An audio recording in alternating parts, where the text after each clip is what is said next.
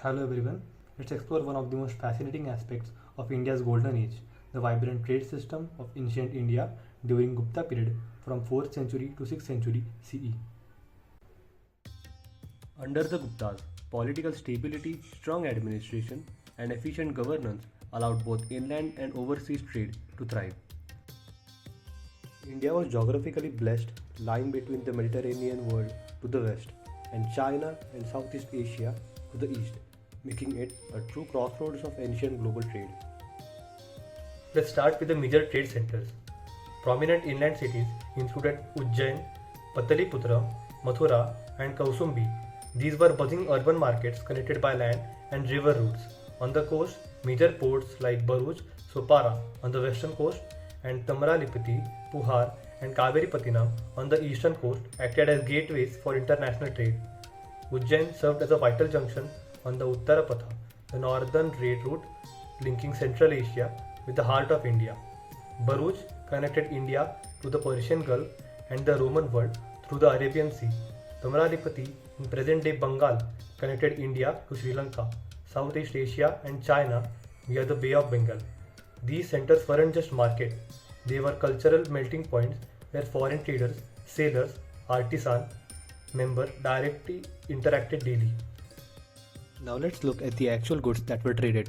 India's exports were globally admired: fine cotton and silk textiles, spices like pepper, cardamom and cinnamon, ivory, pearls, precious stones, indigo dye and handcrafted jewelry.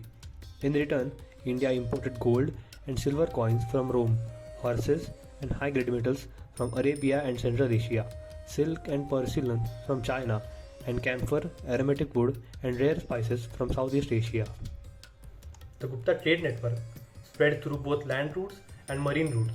By land, Uttarapatha connected Pataliputra and Ujjain with Taxila and further to Central Asia, while Dakshinapatha extended southwards toward Deccan and coastal ports. The Silk Route linked India with China and the Mediterranean, carrying both goods and ideas. By sea, Indian ships followed monsoon winds, sailing westward to the Persian Gulf and Red Sea during one season and eastward during another.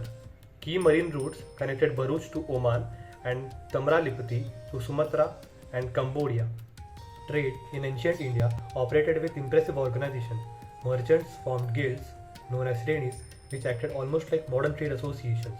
They managed quality, fixed prices, arranged transport, and even maintained their own funds for temples and civic works. Trade occurred through both barter system and coinage system.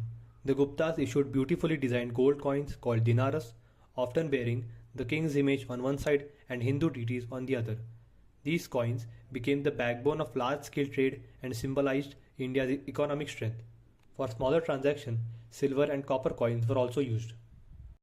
Caravan trade, river transport, and sea voyages were also common, supported by state-maintained roads and resting houses. This is a sign of how well-developed infrastructure was in this era. The results of this vibrant trade were far-reaching. Economically, it created urban prosperity, markets flourished, artisans gained patronage, and cities grew in size and wealth. Socially, trade encouraged cultural exchange.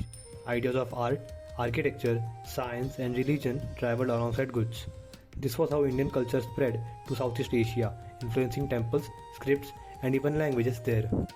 Trade also enriched the state treasury, enabling the Guptas to support scholars, build magnificent temples, and sponsor advancement in astronomy, mathematics, and literature.